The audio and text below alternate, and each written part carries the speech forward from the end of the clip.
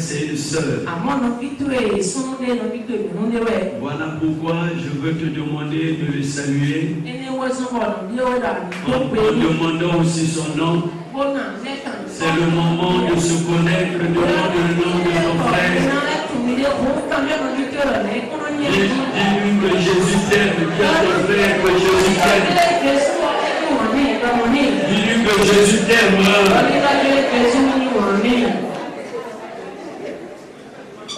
Amen. Amen. Est-ce que tu le crois que Jésus t'aime? Est-ce que réellement tu le crois que Jésus t'aime? Nous l'avons intitulé « Tu dois déchirer le lion qui se tient devant toi » afin d'atteindre tes objectifs ici-bas.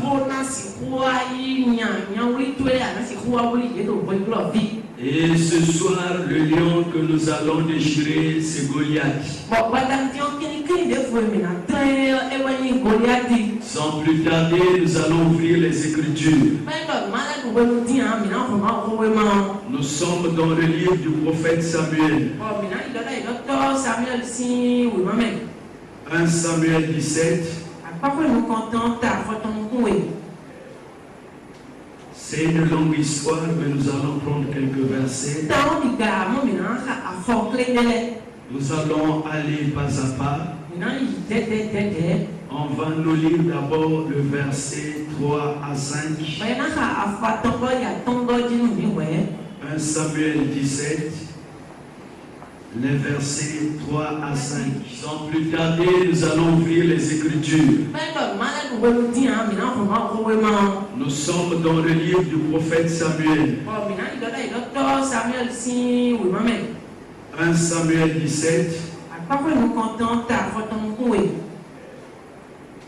C'est une longue histoire, mais nous allons prendre quelques versets. Nous allons aller pas à pas. On va nous lire d'abord le verset 3 à 5. 1 Samuel 17, les versets 3 à 5. Samuel 17, le verset 3 à 5. Il s'avança entre les deux armées. Il se nommait Goliath. Il était de glace. Et il avait une taille à l'armée d'Israël. Hier, je vous avais dit que le monde dans lequel nous évoluons, c'est un monde de défis. Il y a des gens qui nous lancent des défis dans le monde ponomonion, parfois que toi, tu ne connais pas.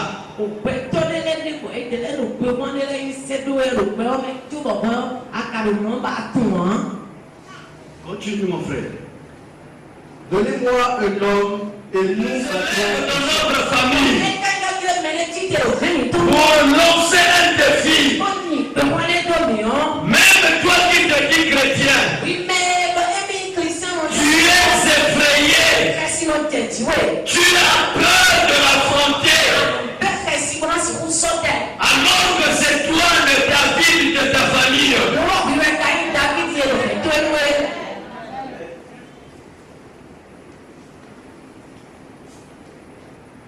Les hommes à qui Goliath lançait un défi, c'était le peuple de Dieu. C'était le peuple de Dieu. Et Dieu aussi voyait. Il entendait aussi ce que Goliath disait. Et ce que Goliath faisait contre son peuple. Mais aussi longtemps, il n'y avait pas quelqu'un qui pouvait s'élever pour affronter Goliath. Dieu aussi ne pouvait rien faire.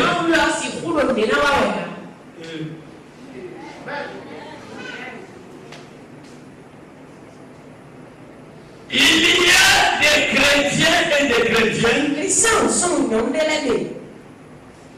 qui n'ont pas la force de prier, mais ils veulent remporter des grandes victoires. Voilà pourquoi aujourd'hui, la parole de Dieu dans notre bouche est devenue comme un slogan. Il n'y a pas l'effet de la parole.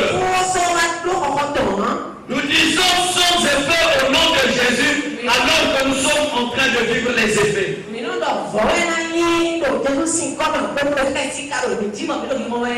Lis le verset 32, mon frère. Ne se décourage à cause de ce Philistin. Ma prière ce soir, que Dieu puisse utiliser en ces lieux, puisse susciter en ces lieux des hommes et des femmes David. Ils vont s'élever pour relever les défis qui sont dans leur famille.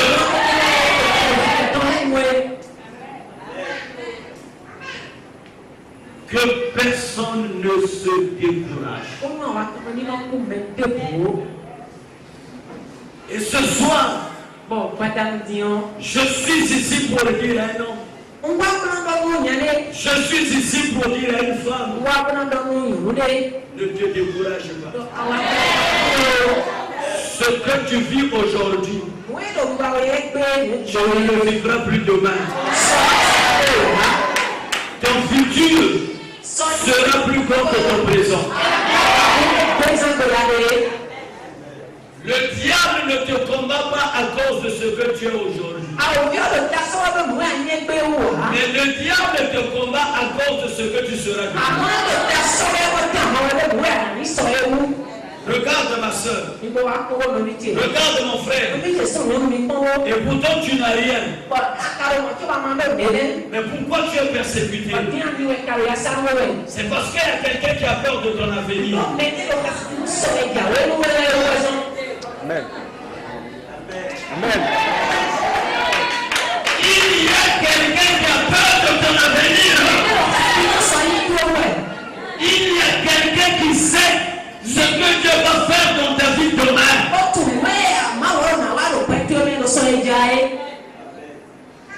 Bien aimé, Pierre n'a pas été persécuté en vain. Ils étaient tous les disciples de Jésus. Et Satan n'a pas réclamé les 12. Satan a réclamé Simon-Pierre. Simon ne savait pas ce qui se passait dans le monde des ténèbres. Oui,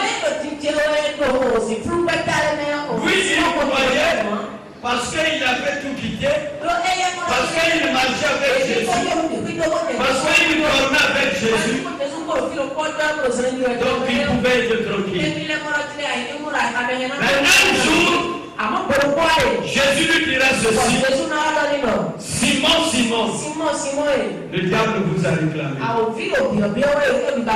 Mais moi j'ai prié pour toi, afin que ta foi ne te faille point. Et pourtant ils étaient tous. Mais pourquoi le diable a réclamé seulement Simon? Je veux te dire ce soir, ma soeur. Je veux te dire ce soir, mon frère. Tu peux être chrétien dans une famille de 5 personnes, de 10 enfants. Mais ce que toi tu vis, les autres enfants de ton père, de ta mère ne vivent pas cela. Ne t'étonne pas. Parce que toi, tu es Simon.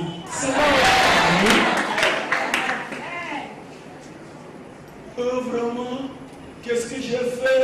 Et pourtant c'est pas moi l'aîné de la famille. Et pourtant je n'ai rien. C'est toi qui crois que tu n'as rien. Mais je suis venu te dire, ce qui est en toi, c'est plus fort que les milliards.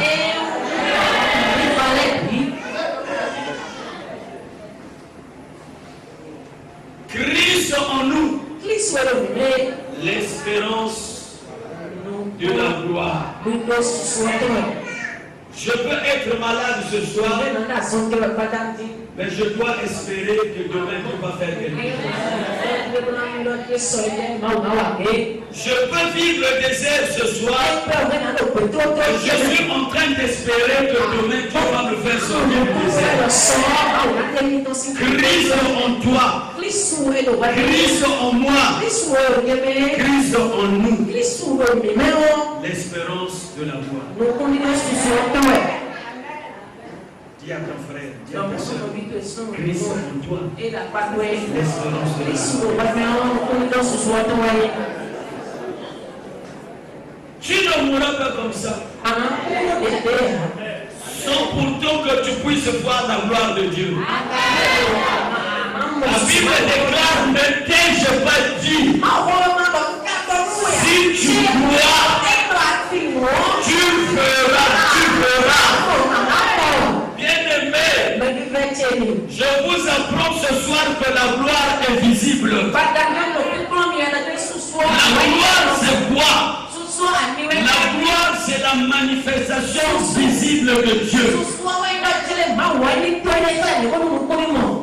Jésus a dit à Marie et Marthe, si tu crois, tu verras la gloire de Dieu. Mais à quel moment Marthe et Marie ont vu la gloire de Dieu? C'est lorsque Lazare a ressuscité des morts. C'était la gloire de Dieu. Si tu crois, ce soir même, tu vivras la gloire de Dieu. On continue notre lecture. Déclare les armes par lesquelles que nous combattons ne sont pas charnelles. Ne cherche pas qu'on te donne une médaille pour ta protection. Ne cherche pas d'avoir une statuette comme protection. Nous n'avons pas besoin de ces choses. Celui qui est en nous est plus fort que celui qui est dans le monde.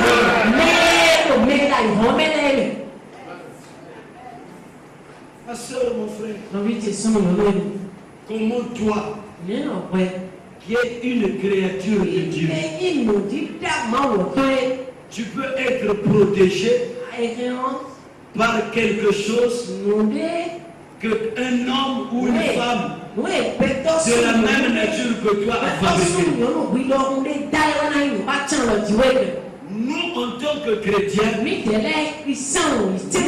sommes pas protégés par ces choses. Mais nous sommes protégés par l'ange de l'Éternel. La Bible déclare que l'ange de l'Éternel tombe autour de ceux qui craignent Dieu et les arrache. Tel que je suis là, je ne suis pas seul. L'ange de l'Éternel est avec moi. Il m'a accompagné jusque dans cette nation. Et je veux te dire que toi aussi, si réellement tu as accepté Jésus, l'ange de l'Éternel est avec toi. Même si toi tu ne le vois pas, mais tes ennemis le voient. Si les chrétiens pouvaient comprendre que celui qui est en nous est plus fort que celui qui est dans le monde, quelque chose. Les gens là ont peur des chrétiens parce qu'ils savent que celui qui est en nous, c'est celui qui a vaincu le monde. Mais nous-mêmes, en tant que chrétiens, on ne se connaît pas. Toi, chrétien, allez voir un féticheur, c'est se diminuer. toi chrétien, on va c'est du mal.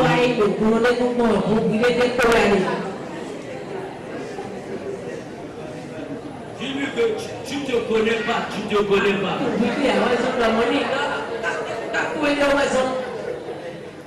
Tu ne te connais pas. Si réellement tu te connaissais, en principe, ce sont eux qui devront venir s'agenouiller.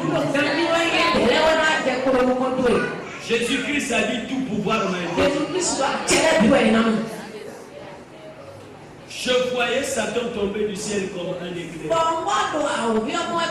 Voici, je vous ai donné le pouvoir de marcher sur les serpents, sur les scorpions et sur toute la puissance de l'ennemi. Et Jésus dit rien. Alors rien ne pourra vous nuire.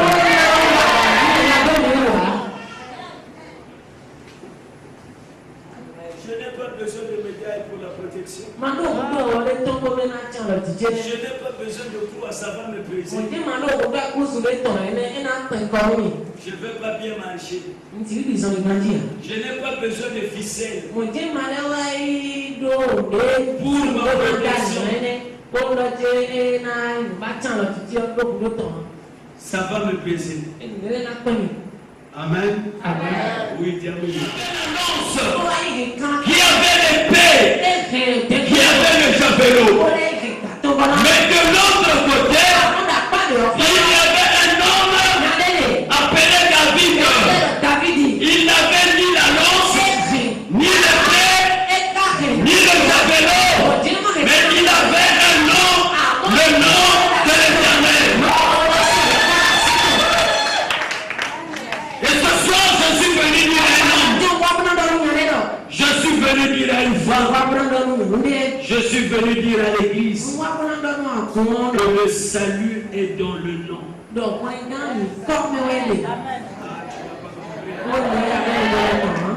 Le salut est dans le nom. La Bible déclare c'est pourquoi aussi Dieu l'a souverainement élevé. Et il lui a donné un nom qui est au-dessus de tous les noms. Le nom de Jésus est plus que le nom de Barack Obama. Le nom de Jésus est plus que le nom de ta maladie.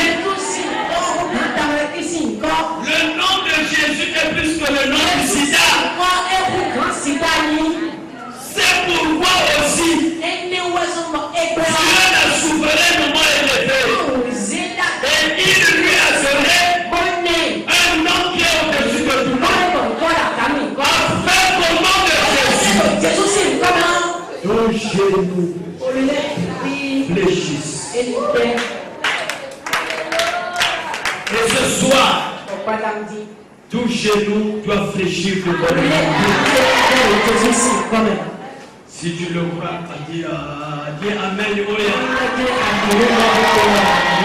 Dis Amen. Congolais.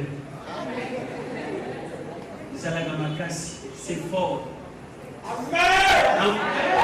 Avec fierté, aux autres, ça la fière.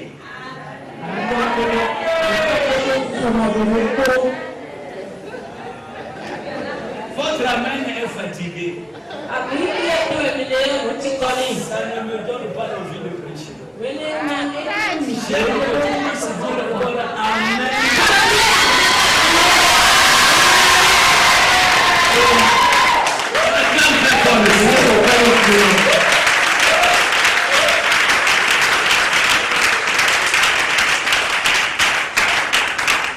Amen veut dire ainsi soit-il.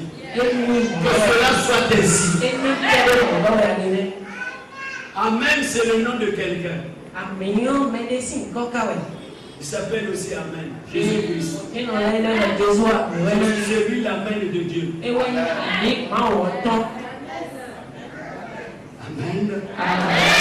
Oui,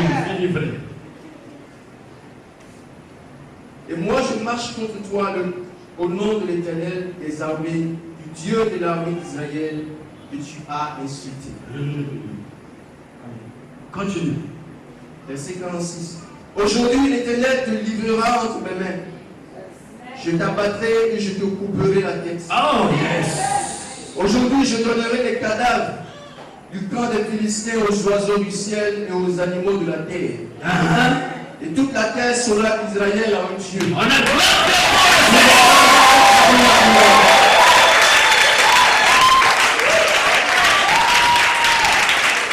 ce soir, je dis à un homme, je dis à une femme, aujourd'hui, après cette prédication, le monde saura que tu as un Dieu,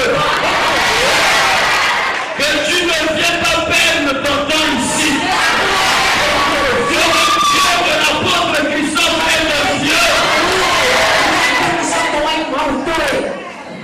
L'heure est venue, ma soeur.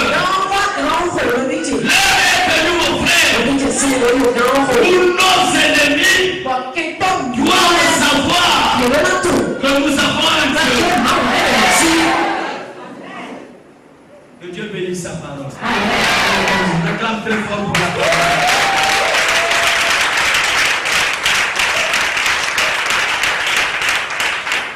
Pasteur, il faut me faire signe. Vraiment, sinon, je risquerais.